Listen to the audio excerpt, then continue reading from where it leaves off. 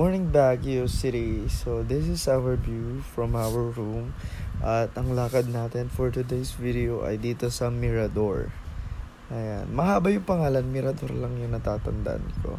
Ayan, pero makikita nyo na lang. Mirador Heritage and Eco Spirituality Park. Ayan pala. So, ayan guys, hindi ko na pinakita yung daan. At ito yung ating mapa. Ayan, kung anong susundan natin dyan at sisimulan na nating magpasyal-pasyal. Kasama ko ulit dyan si Madam Ten and Sir Joel. Ayan. So, ito po yung place na ito ay first time ko pong puntahan. Ayan. So, ilang beses na po ako nagbabagyo. At ito po yung isa sa gusto kong puntahan kasi meron siya yung parang Chinese bamboo. Ayan. So, lagi ko kasi nakikita yon. Pero hindi ito yung mismong hinahanap ko kasi meron pa yung may Chinese bamboo, pero okay naman na ito kasi isa rin naman siya sa pasyalan dito at marami na namang akyatan po dito.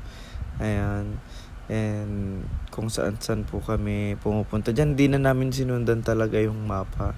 Ayan, kasi alam nyo na, para hindi masyadong matao.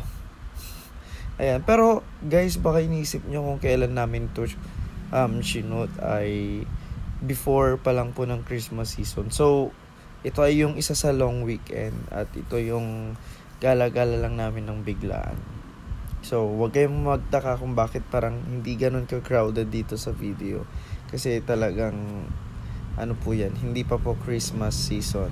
Kaya ganyan na, parang kakaunti lang yung mga nakakasalamuhan natin dyan. Actually, dito nga sa video, diba, parang kami-kami lang.